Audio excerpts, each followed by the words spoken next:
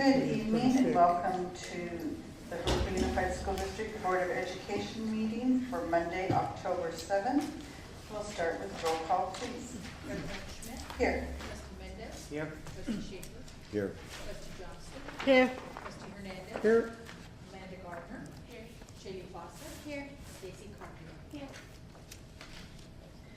Thank you. And Daisy, would you like to do the flags for the course? Ready, begin. I pledge allegiance to the flag of the United States of America and to the republic for which it stands, one nation, under God, indivisible, with liberty and justice for all.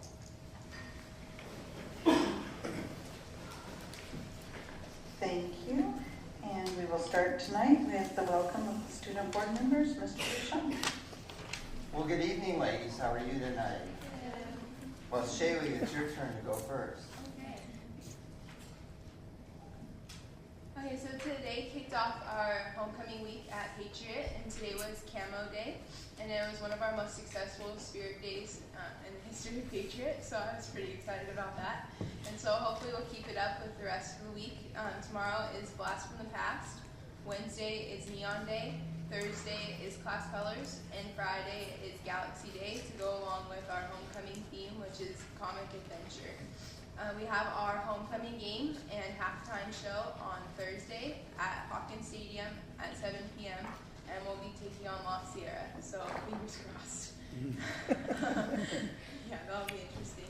And our homecoming halftime show is sure to be a great one again. We'll have cheer and dance will be performing, and I'll also be doing fire batons at the end. So we invite you all to come out to see the halftime show. We also have our canned food drive started on October 1st, and will continue to the end of this month.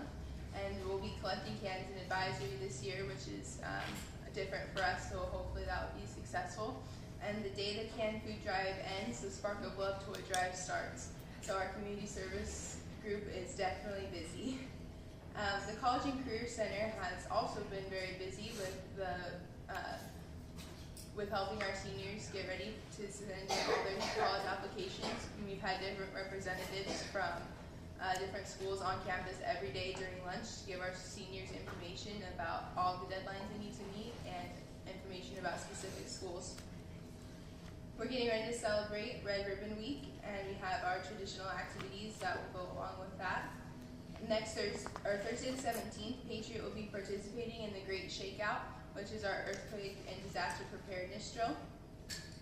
This Thursday, volleyball will take on Ramona High School at Patriot, and so they've been having a great season so far, so hopefully they'll be able to keep it up. We'd like to congratulate Pierce Ford on being named a National Merit Scholar. He was given this honor after doing very well on his PSAT this past year, and we're very proud of him. That's pretty much it that's going on at Patriot, and we'd like to, again, invite you to come out to our homecoming halftime show on Thursday. Thanks. Thank you, Shaylee. Amanda, what's happening at Rubio? Well, this Friday we have our breast cancer awareness game against Notre Dame. This is also our first league game, and we are now selling shirts tomorrow through Friday.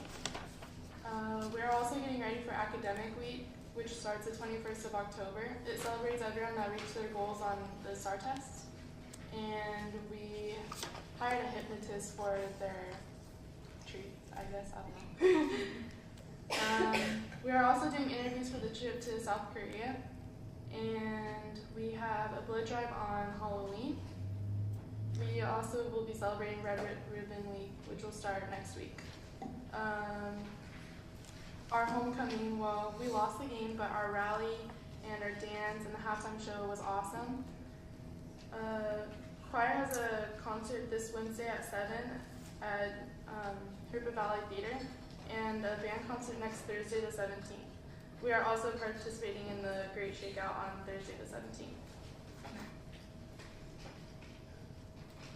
Thank you, Amanda. And last but certainly not least, Daisy, Jurupa Valley High School. Okay, well, homecoming was a success. We sold around 300 tickets, which is the most tickets we sold in the past 3 years. We finished one rally and on to the next one. We have our academic rally November 1st, and our theme is Dr. Seuss. We have spirit days from School Colors, Ghost Day, Crazy Hair Day, Halloween Day, and Dr. Seuss Day. We're also in this program called GetSchool.com, which we have to improve our attendance from October to December, and we're going against 13 other schools. And right now we're in the 11th place nationwide, and we just have to approve attendance. And if we win, we get Kendrick Lamar, which is a hip hop artist, to come to our school, $5,000 and a dance party. So we're going around classes trying to get everyone to sign up. You just go to the website getschool.com, sign up, and play games, and we'll see how that goes. For our sports, they're all doing amazing. The league starts on Friday for football, and tomorrow water polo's league starts. We have a new dance club on campus, and we have for choir segments performed for choir segments in the last 25 years.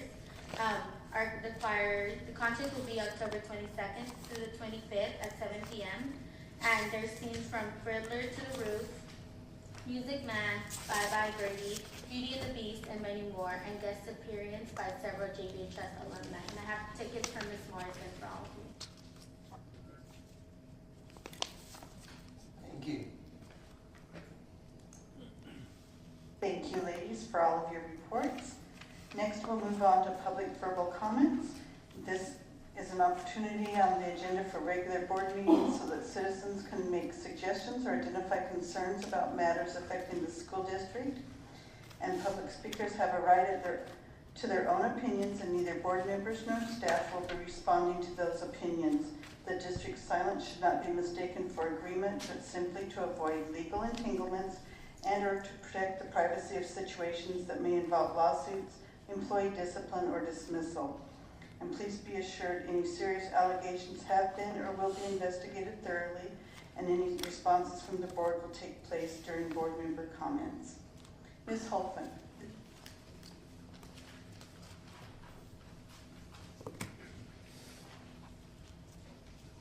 Okay, I hope everybody has their agendas out because this is an agenda presentation.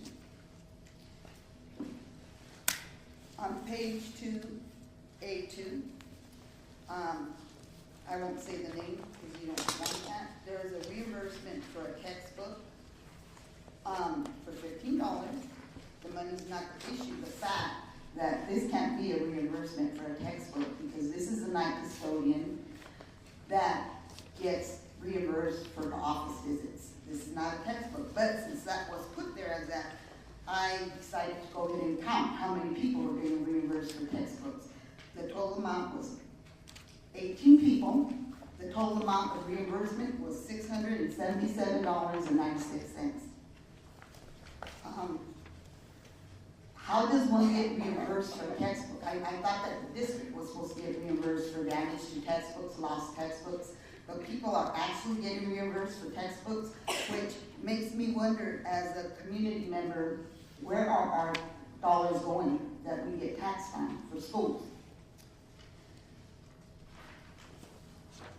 There are many reimbursements for mileage, $91, $7, that's no big deal, but when you get to page 5, A2, you will see another person.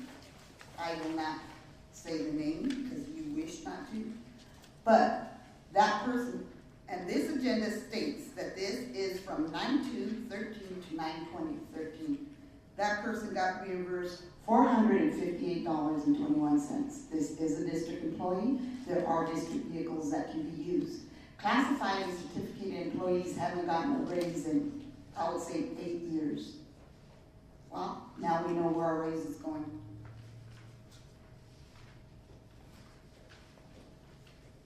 As I said, there's many others that are for mileage, playground equipment. My understanding is some of that playground equipment money didn't need to be used because there was nothing wrong with decks that were repaired. And then we go to A4, page 1. there's $3,000 there for a consultant to provide a third-party review of validation of Chevron's energy solutions. How many people are going to pay for this? This is an enormous amount of money to pay for things that should have been looked at prior to being put together. The other one was on A4, page 3. This is a retired district employee who's being brought back as a consultant. Now, I don't personally know Paula Ford, but I'm assuming because you placed her in this position, she had the credentials, the knowledge how to do this job. So it is beyond me why we are paying a prior assistant business services superintendent $7,500 to consult. You need to hire people that know their job. And that's what I thought was being done. Evidently it isn't. If you need to bring back consultants at this kind of money, I mean, this is the salary for one activity supervisor. The salary for one activity supervisor. This is outrageous that these monies are going, I mean, and there's all kinds of mileage here that it's like administrators have use to district vehicles. Why are they using their own? And why are they getting paid? I'm assuming this one employee goes throughout the district, that's why they got paid $453, but that was for 10 days. If this person actually goes out that much, we're talking over $1,000 a month for gas. That is crazy. That is crazy. And people say, well, you should be happy you got $700 for the health and welfare benefits. And I am. But when our health went up $1,000, how much is that really saving us? It isn't. So I would like, I know you don't do verbal response, and when you do, I am gone by that time. I would like a written response to these book reimbursements. And I would like you board to actually find out if that's what these people are paying for, because it boggles the minds. I had 4 kids that went through this district. I never received a check for book reimbursement. Thank you. Ms. Thompson? I yield my time to Mr. Gary Thompson, please. Mr. Thompson?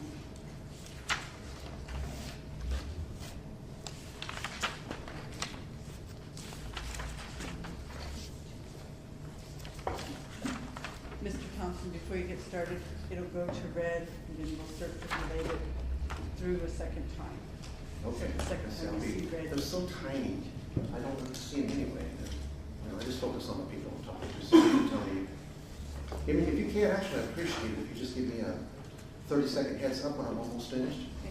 It goes to yellow when it goes to the 1 minute, so it's right here. I'm also partially colorblind, too. Okay, hope I'm not eating up the 5 minutes right now. Yeah. You are. Okay. Last week, good evening, everybody. Last week, and this is from last week's minutes. These glasses are so strong, I actually have to lower them to see. Mr. Dison requested that Mr. Thompson present the information to the administration, who will meet with him, and the administration will inform the board in the Friday letter. I thought I should fill you in as to what happened. We didn't have that meeting. I thought we were going to, but we didn't. It just Mr. Dusson gave me a phone call, and he told me I've already decided that we're going to keep that door closed. In fact, let me reword that. What he said is, I've already decided that I'm going to keep that door closed. It's an interesting choice of words, as if nobody else had to say anything about it. And I think that there are other people that have to say in the matter. 4 of you do.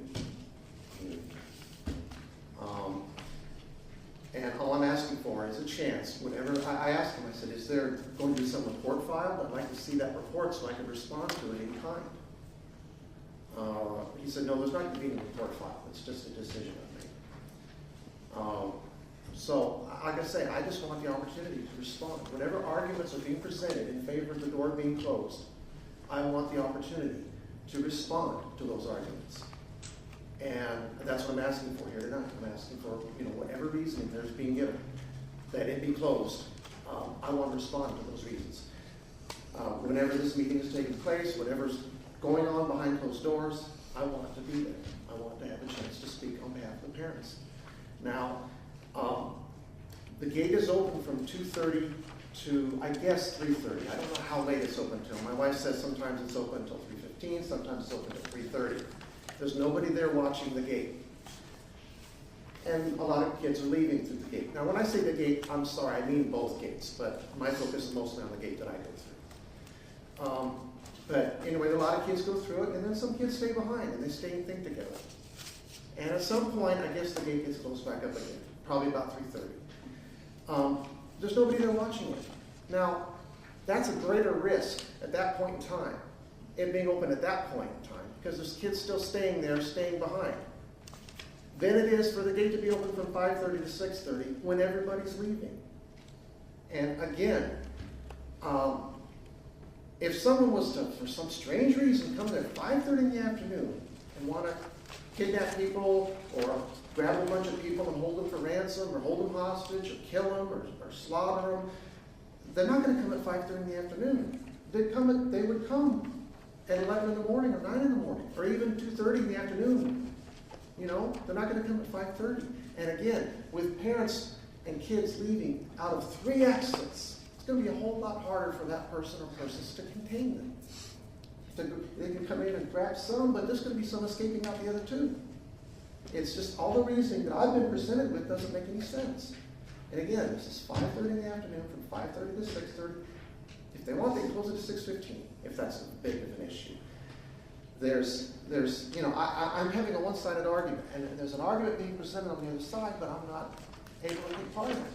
So how can I argue against the other points that are being brought up? If there's other points being brought up, I want a chance to argue against them. Because it makes no sense. It's false security. It's just a false sense of security. There are people who are scaling that gate. If somebody wants it, and that's another thing, the gate being closed is very small deterrent. People can still scale it anyway. I scale it. I'm 52 years old and I scale it. There's a couple mothers that scale it. Because I don't want my kids on the street. My 6-year-old daughter scales it, unassisted.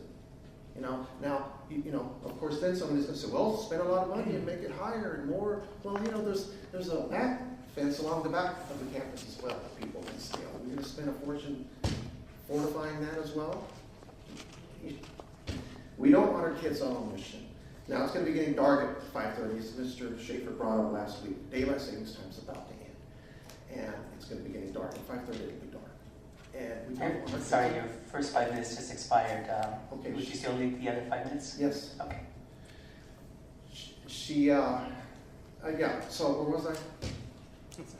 It gets dark at 5:30. That's right, your point exactly. It's going to be getting dark pretty soon. We just don't want our kids on a mission.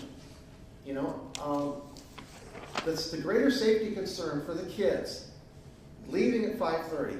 Most of the kids, we want to keep the gates locked from 5:30 to 6:30. We can't have them open because we're worried about the kids. Well, all of the kids are out there on mission now.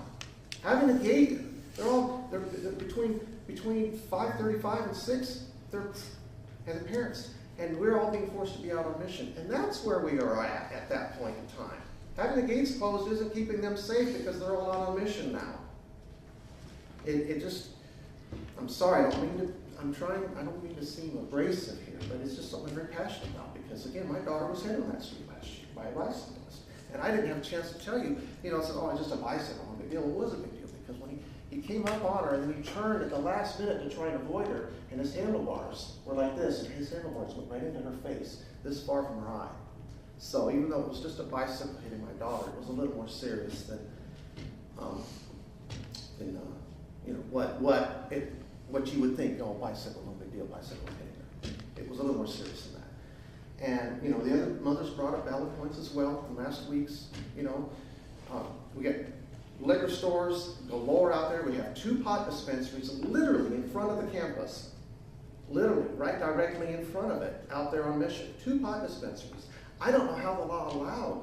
Now, whatever your feelings might be about pot dispensaries, I don't know how they're allowed to be that close to the school. But that's another matter and another fight. We just don't want our kids out on mission. And I'm asking, please, that, I don't know, maybe you just vote on it and end this now. The four of you can end this. And, a custodian could go out at 5, maybe she could tell us if, a custodian could be ordered every day. One custodian, it's their job, go out there at 5:30 and open it up. Whoever's opening it up at 2:30, could go out there and open it up at 5:30. And close it at 6:15 or 6:30. And end this. It's pretty sad when my 6-year-old daughter has to climb the fence to get off the campus because I'm trying to keep her off the mission. Now, how much time do I have left? You have 2.5 minutes. 2.5 minutes. Yep. Another thing, I can't get parents to come because now it's coming back to me that they feel like they're being threatened. It's a veiled threat, not overt, but there's a veiled threat going on. I have been told this myself, so I know what's going on because I've been told this myself. Mr. Dabrowski told me this, Mr. Duchamp told me this, the principal of the school told me this, Ms. Mooney told me this. I've been told if I had enough money, if I had a dime for every time that somebody told me this, I'd be able to move away from this district. That's an optional program. If you really feel this strongly about it, you don't need to be in the program. Now, the other parents are being told this as well. It's getting back to me. They don't even want to tell me who's saying it. But they are afraid to come here because I think they're afraid the kids are going to get kicked out of the program. Because everybody's hearing this. Well, it's an optional program. Yeah, and I didn't take it as a threat. A lot of these people are. I think it was. I'm not even gonna extrapolate what the motive was behind that, but I know I've heard it a lot of times. And I think other people are interpreting it as a threat. I have a lot of supporters, but they're scared to death to come down. Now, how much time do I have left? Because I have more. 1 minute left. 1 minute. All right.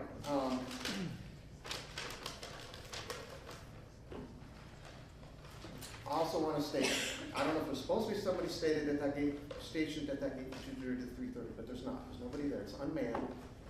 I'm only speaking about the gate that I go to. It's unmanned. There's nobody there. I think one of the arguments that was presented to me is that we don't have the manpower to man the gate. Well, the gate's not manned between 2:30 and 3:30 either. And that's a much bigger risk at that point because this kid's staying behind. If there was ever a time the gate needs to be closed, it's 2:30 to 3:30 because there's still kids on the campus who are staying behind. At 5:30, there's no kids staying behind. They're all out on mission. And if we're really truly worried about their safety, we should be worried about where they are. Now, one of the reasons Mr. Duchamp gave me about it not being a good idea to take them out the back streets is because there's no sidewalks on the back streets. Well, actually, on the first block, there are. The next street down, there's not. But the first block off campus, there are. So it makes me wonder if he was really there. I would invite all of you to come with us someday. Enjoy. I'm sorry, your time is expired. Okay. I would invite all of you. You have my phone number if you want to join us for a commute home one day. You can see for yourselves what it's like. Thank you so much.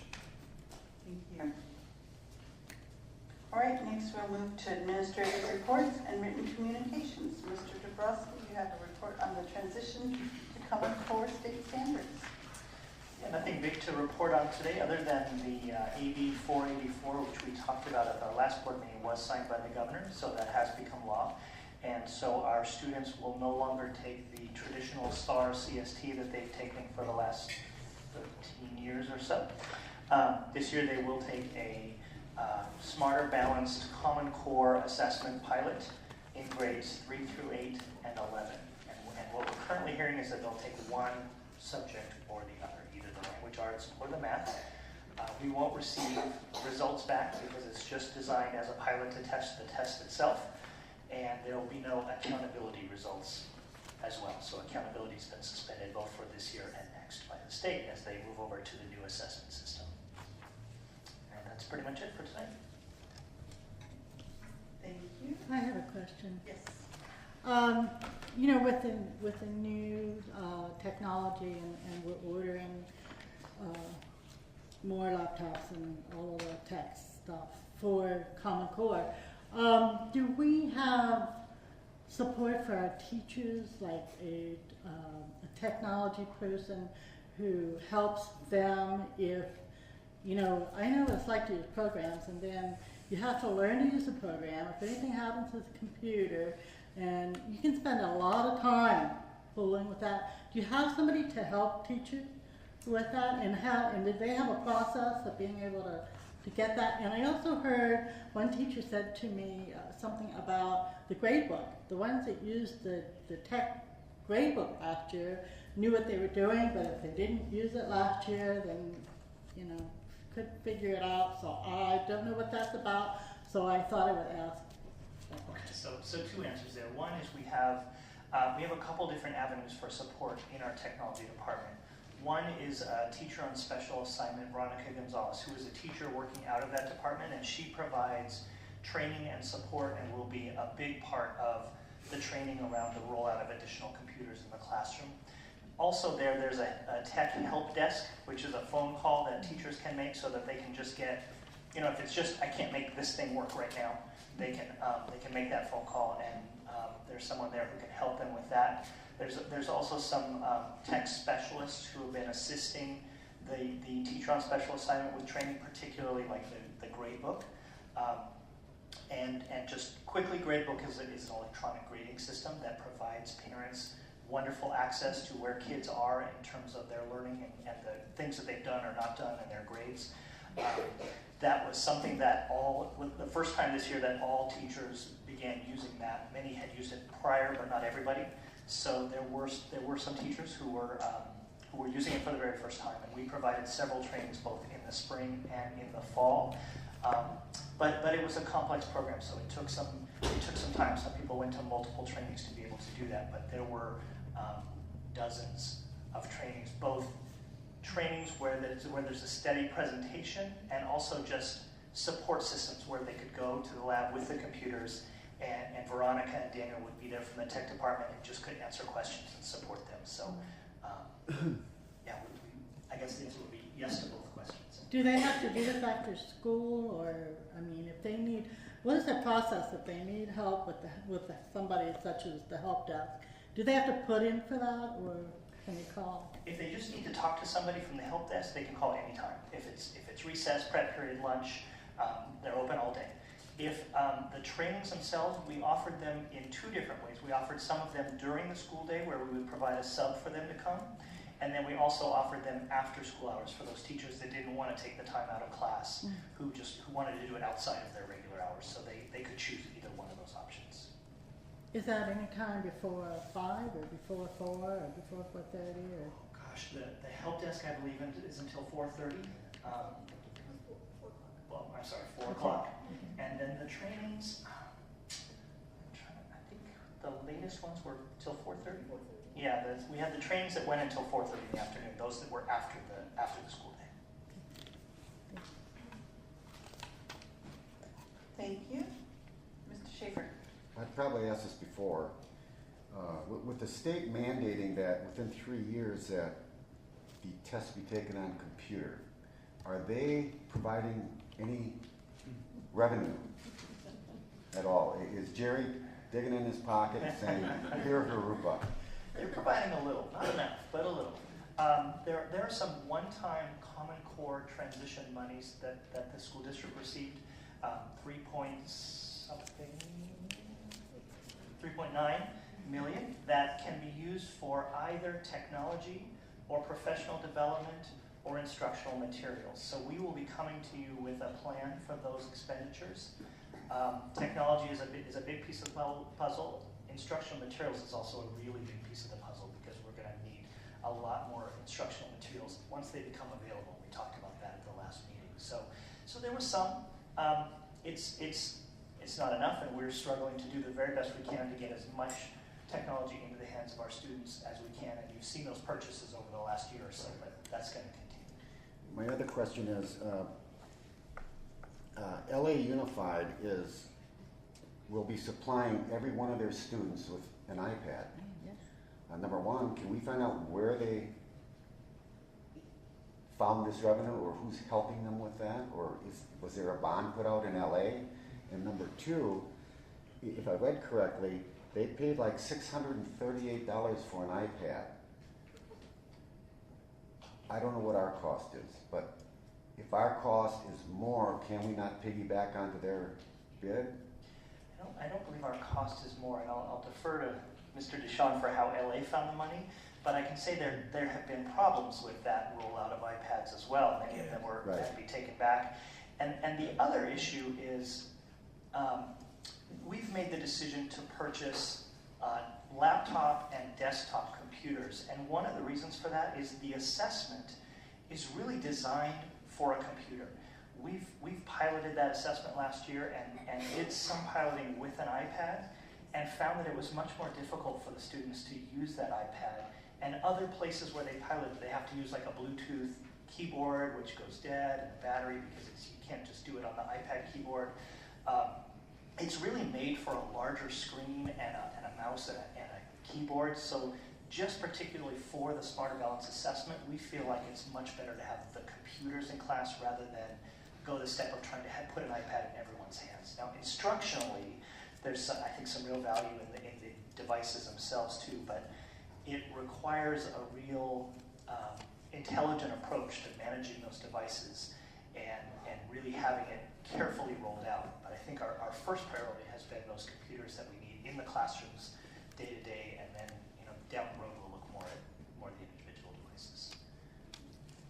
Couple comments. I'm thinking LA Unified, if we got 3.9 million, would have gotten probably close to $100 million in the Common Core money. And I think they might have used part of that along with just general operating costs. And as Mr. Dabrowski mentioned, they've had a lot of problems, as have many districts that have rolled out personal devices because they're not necessarily compatible with all curriculum, and they end up being compatible with the internet, which have been other problems. I was going to put a plug in. Your organization, CSBA, as well as AXA, were the two organizations that lobbied the governor to use, it was about $3.5 million of one-time state funding to go to Common Core expenses up front to at least defray at least some of the costs of Common Core. So, but as Mr. Dabrowski said, our approach has been to assure, because one of the things we found, we were a pilot district, and that the test, did you mention this? I didn't know you told me, but that the testing on Common Core is designed for a larger screen and a keyboard as opposed to a personal device. So that's the area we're going to go, at least for now. We'll let the other districts be on the cutting edge of iPads, and I think there were some other devices other districts bought that weren't high quality, and hopefully the market will bring some of the price down by the time we get there.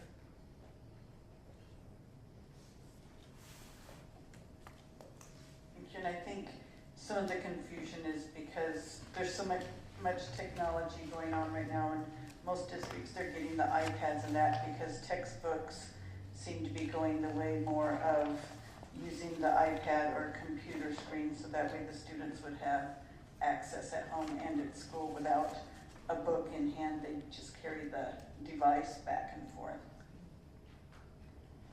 All right, we will move on to action session and approve routine action items by consent. Items A1 through 13. Move to approve. Have a motion by Mrs. Hernandez and a second by Mrs. Johnston. One question. Yes, Mr. Schaefer. A speaker tonight spoke about certain revenue expenditures concerning textbooks. Textbooks is textbooks. It's not code for anything else. Okay, thank you. If I could just expand on that a little bit, on our adult education program, we require a deposit before we issue a textbook. And then when that adult ed student finishes that class and returns that textbook, we reimburse them for that deposit. So this isn't a lost cycle, it's a standard reimbursement process because they bring forth a deposit to get the class started. Thank you. Okay, we have a motion and a second. Students, all those in favor of accepting action A1 through 13, show your paddles or say aye. Aye. Board, all those in favor say aye. Aye. Opposed? Motion passes 2-0 students and 5-0 board.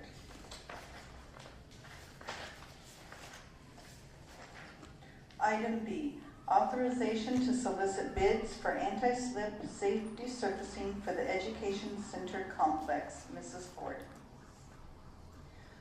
We are requesting approval to solicit bids for an anti-slip safety surface on the stairwells here at the Education Center. We've had a number of instances due to the way that the design is on the stairs where that particular strip that's right at the end of each stair has actually caught people's shoe. And we've had several instances where it's been very close calls with people falling down the stairs. So we don't want that to happen. And so we cannot take those strips off because they are actually concreted in to the stair. So we have to cover the stair. And that's what this is to go out to bid to find a company that would provide us with that material that would cover the stairs, the stairwells at the Ed Center. So the project will be funded through the Deferred Maintenance Fund, and administration recommends the board authorize staff to solicit bids for the anti-slip safety surfacing. Move for approval. Second. Have a motion by Mr. Mendez and a second by Mr. Hernandez. Mr. Schaefer. Just that stairwell? It's three stairwells, Okay. and also we have the same strip on the spiral stairwell in the lobby. So they're gonna coat it? Mm-hmm. Yes.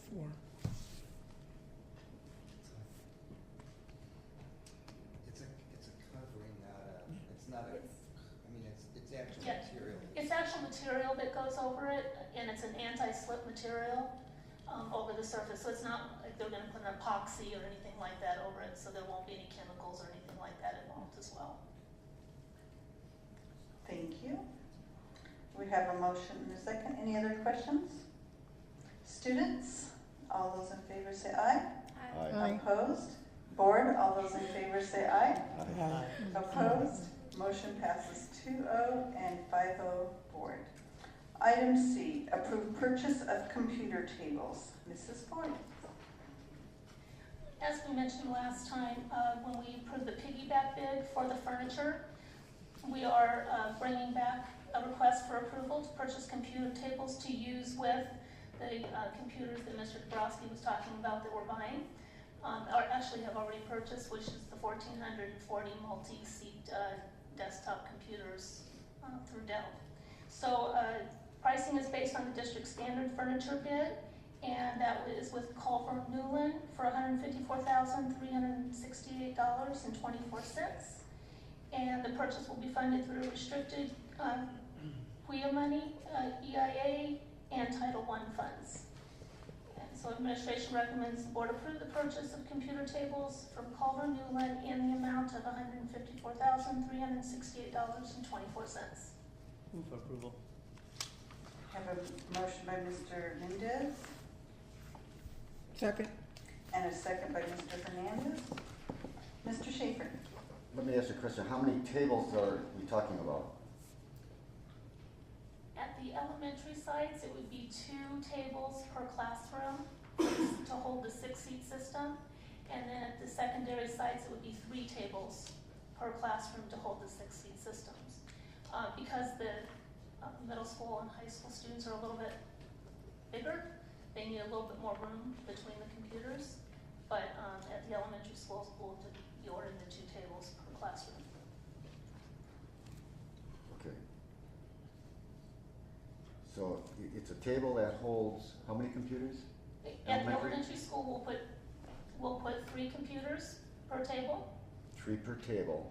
And at the secondary schools, we'll put 2 computers per table. So how many 3 tables are we getting? How many 2 tables are we getting? I would have to look at the exact numbers. And do they have to be these certain tables to comply with the Dell multi-point computer system? These are the tables that we bid on the piggyback bid that we brought to you at the last board meeting. So the tables are tables that are specifically designed for computers. So they're computer tables with a trough for all the wiring. But there are other types of tables, but these were the tables that we were able to identify that would be the lowest cost tables and provide that same functionality. Well, let me ask a different question. How many schools will these tables fill? Every single school site will receive some of these tables because every single school site receive computers. I think the issue is that we have $154,000 here, but we don't know how many tables it's paying for. Is that right, Brian? Mhm. So, I look too, and we just kind of like to know. And I can't remember the exact number of tables, but Yeah, it would help us to know how much we're paying per table, and it gives us an idea whether we're being extravagant or not. Okay. Yeah, it would be, we're looking at probably somewhere around 500 to 600 tables. Thank you. Thank you. Any other questions? All right. Students, all those in favor of approving the purchase of the computer tables, say aye. Aye. Opposed? Board, all those in favor of purchasing the computer tables, say aye. Aye. Aye. Opposed? Motion passes 2-0 students and 5-0 board. Mr. Rashawn. I have been given some correct information on a statement that I made erroneously, apparently.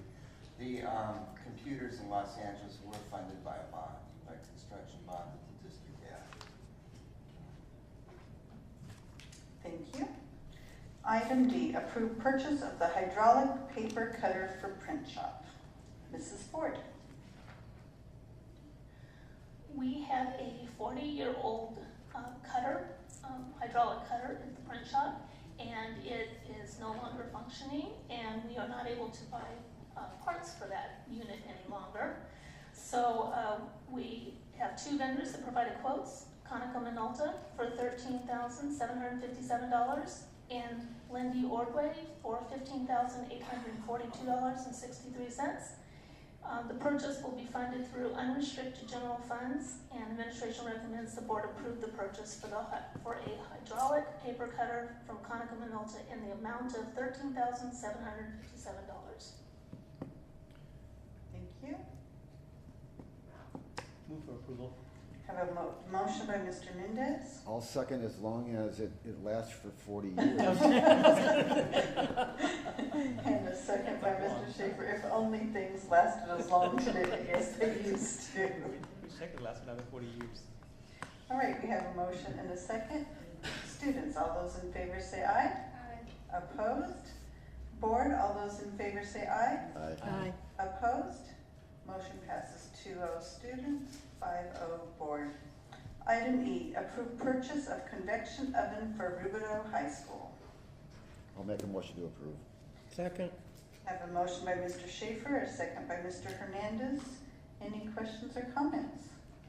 Students, all those in favor say aye. Aye. Aye. Board, all those in favor say aye. Aye. Opposed? I'll sit with them. Motion passes 2-0 students and 5-0 board. Item F, adopt at first reading revised exhibit 3541, transportation routes and services. Mrs. Ford. I make a motion to approve. Second. A motion by Mr. Schaefer and a second by Mr. Mendez. Any questions or comments? Students, all those in favor say aye. Aye. Opposed? Board, all those in favor say aye. Aye. Aye. Aye. Opposed? No. Motion passes 4-1. Item G, act on student discipline cases. We have one expulsion case, agreement and stipulation, case 14-004. Move for approval. Second. Have a motion by Mr. Mendez, a second by Mr. Schaefer. Board, all those in favor say aye. Aye. Opposed? Motion passes 5-0. Expulsion, suspended expulsion, agreement and stipulation. We have one, 14-007. Move for approval. Second. We have a motion by Mr. Mendez and a second by Mr. Schaefer. Board, all those in favor say aye. Aye. Opposed? Motion passes 5-0. Suspended expulsion cases, agreement and stipulation, we have 2, 14-003 and 14-005. Move for approval. Second. A motion by Mr. Mendez and a second by Mr. Schaefer. All those in favor say aye. Aye. Opposed? Motion passes 5-0. Approved reinstatement case, we have 1, 12-059. Make a motion to approve. I have a motion by Mr. Mendez and a second by Mr. Schaefer. All those in favor say aye. Aye. Opposed? Motion passes 5-0. And denied readmission case, we have 1, 11-199. Move for approval. Second. Have a motion by Mr. Mendez and a second by Mr. Schaefer. All those in favor say aye. Aye.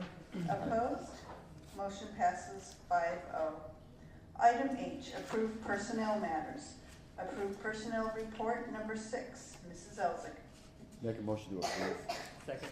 Have a motion to approve by Mr. Schaefer and a second by Mr. Mendez. All those in favor say aye. Aye. Opposed? Motion passes 5-0. Item 2, approved CBEST waiver for day-to-day substitute teachers. Move for approval. Second. Have a motion by Mr. Mendez and a second by Mr. Schaefer. All those in favor say aye. Aye. Opposed? Motion passes 5-0. Item 3, approve increase in daily rate for substitute teachers. Move for approval. Second. Have a motion by Mr. Mendez and a second by Mr. Schaefer. All those in favor say aye. Aye. Opposed? Motion passes 5-0.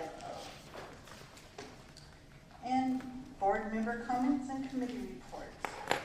We'll start with Mr. Schaefer tonight. I truly believe that if this entire board were sent to Washington, D.C., that we would be able to figure out how to operate this country. And if they would invite us, I'm sure we would go.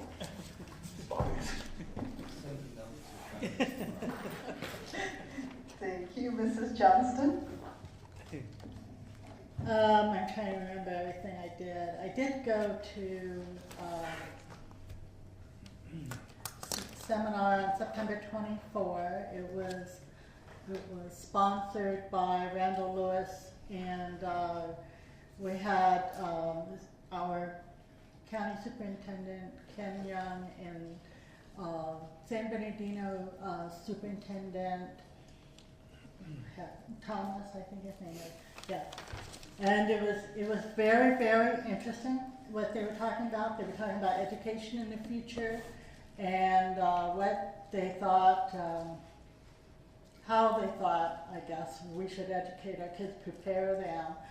I mean, there was some new stuff. They talked about virtual education, where you would put these glasses on and you would maybe pick molecules out of the air, and that's how you kind of do this experiment. And that was kind of neat, but also Ken Young was talking a lot about technical education for kids and getting them educated for jobs. And it's something that I've been thinking about a lot too, is that if we knew where the jobs are, and I think, you know, when kids graduate and they want to be something and they want to go into this profession, if the job isn't available to you in your area, you need to be able to go nationwide or anywhere. And I don't know that our kids think of that far ahead. And I remember Mr. Michael West said at back to school night at Jurupa Valley that he felt that he wanted kids to be thinking about a career in high school and what they wanted to be and how they could get that more visual to them. And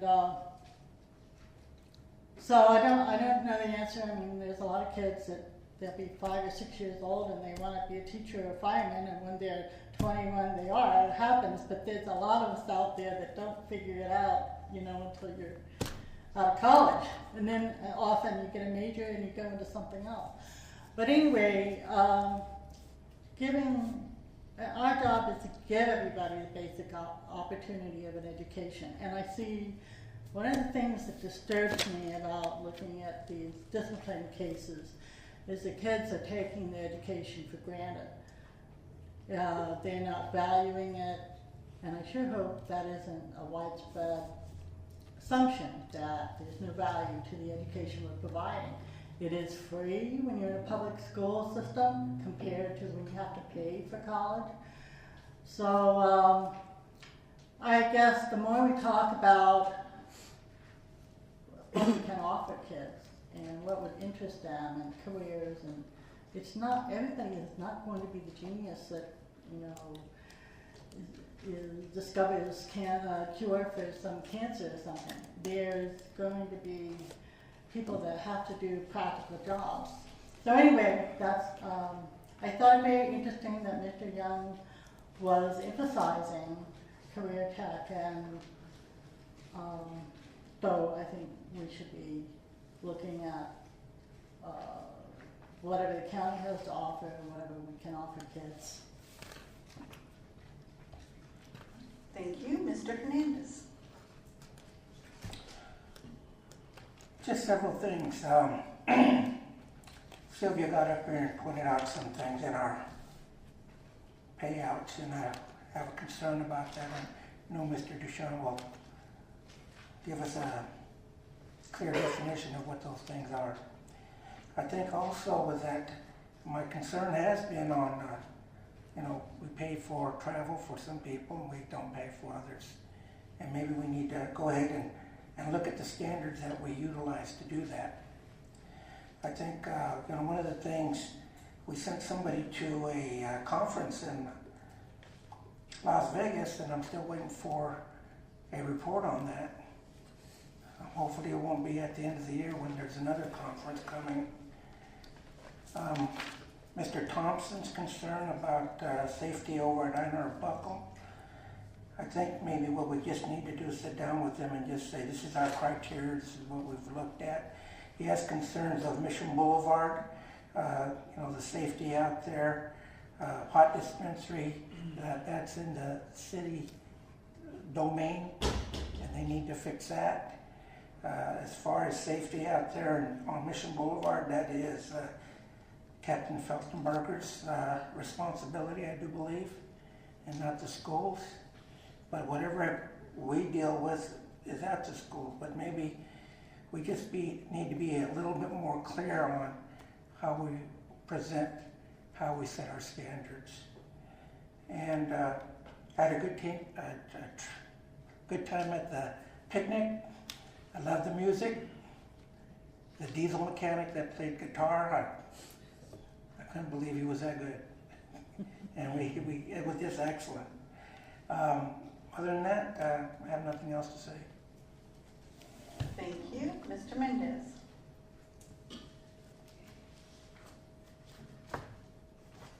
Yes, with all the things that I've brought before the board, the staff does go out and take a look and talk to people, do an investigation, and provide the board with a report of their findings. And I'm sure that they, in my mind, they looked at all the possibilities that the school district could possibly do to look at the concerns that were brought out to the board. And I agree with Mr. Hernandez that some of those actually lie within the jurisdiction of other bodies in the area. I also attended the Jurupa district picnic, and as always, it was a fabulous event. Even in spite of the wind, it was really a very nice turnout, and I'm always amazed. I shouldn't be, but I always am, by Mr. Bynum and his staff and the quality of the work that goes behind the scenes to make that a very special event for the employees in our district. And it's a very nice gesture, I think, on the part of the district to be able to have this for our employees. And not to be left unmentioned, of course, in addition to Mr. Bynum and his staff, I know that it takes many, many other people behind the scenes to make that, you know, a nice, enjoyable event for all of us. The only thing missing this year were the jumpers, and I know that was a safety aspect because of the wind, but other than that, everything else was there, the pumpkins, the train ride, and all the other nice things that go with it. So thank you very much. Thank you, and I too would like to thank Denise and all of her volunteer crew that it takes. There were over 800 people planning to go, and I know it takes another couple of hundred people to organize it all, and for all the vendors that donated the food and drinks and raffle prizes and all the time and effort in late hours that it took Denise and her group. So thank all of them for us and you. I also attended the picnic. It's always a great afternoon enjoyed by everyone in the district that comes. And with that, Mr. Thompson, I think you were given information on filing a formal complaint and how to follow through on that process. I was told I would be mailed some information about that and some forms. You want me to come back out there? No, that's fine. All right. All right, with that, we will close the meeting. Thank you.